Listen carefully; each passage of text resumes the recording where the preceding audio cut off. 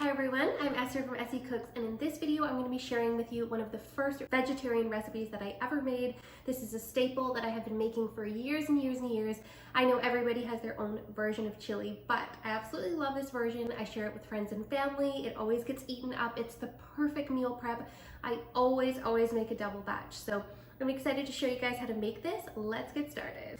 So I'm going to be showing you guys how to make a single batch in this video, but feel free to make a double batch. When I make a double batch, I actually use a second pot for all of my ingredients and cook them over there. But for this video, we're just going to be making a single batch. So I'm going to start with a Dutch oven or a large pan on medium heat.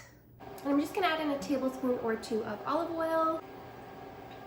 And I'm going to add in one small diced onion. So I've got a yellow diced onion here. It's finely diced.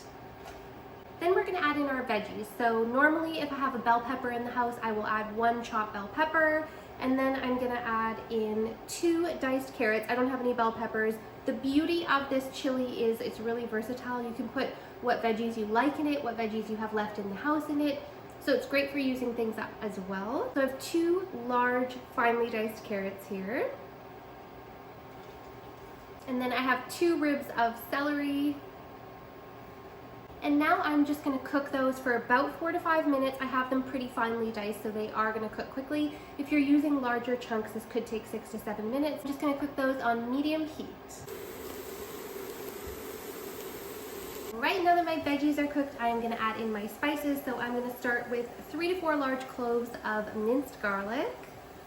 And now I'm going to add in my dried spices. So I'm going to put about 2 heaping tablespoons of chili powder, 1 teaspoon of cumin, 1 teaspoon of dried oregano. If you can get Mexican dried oregano, even better.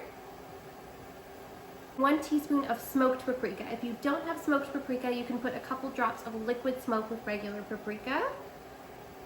And then I'm going to put hot chili powder to taste. This is a spicy one, so careful with this if you are afraid of a little heat. But I love it to be spicy, so I'm going to go ahead and generously add that in. And another secret ingredient that I love to add in my chili is a dash of cinnamon. You don't need much, it just enhances the flavor so much. And I'm just going to toast those spices for about 1 minute. It smells so good. And now I'm going to add in 1 cup of either chickenless broth or vegetable broth. As you're cooking the chili, if you find it needs 1 more cup to thin it out a little bit, you can add that. It depends on how thick you want your chili. I usually only add 1 cup because I like it to be very thick. And next I'm going to add in 1 large can, 28 ounces, of either crushed or diced tomatoes. I do like a bit of a mix of each, but you can pick which one works best for you. And next I'm going to start adding in my beans, so I would add in 1 19-ounce can of pinto beans. Now I couldn't find pinto beans at the store today, so I ended up getting Romano beans instead. So 1 19-ounce can, you can use pinto beans, Romano beans, or even black beans.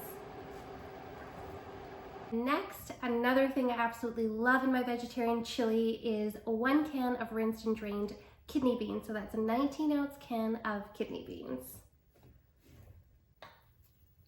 All right, and this is the secret ingredient in my chili, which is the Heinz maple beans. So if you cannot get a hold of these or you don't want to use them for some reason, just add in 1 tablespoon of maple syrup with another can of pinto beans. But I'd highly recommend adding these in. I think they really add to the flavor. I know it's kind of a weird thing to put in, but I have always put these in and everybody always loves this. So I'm going to add in 1 can of maple beans.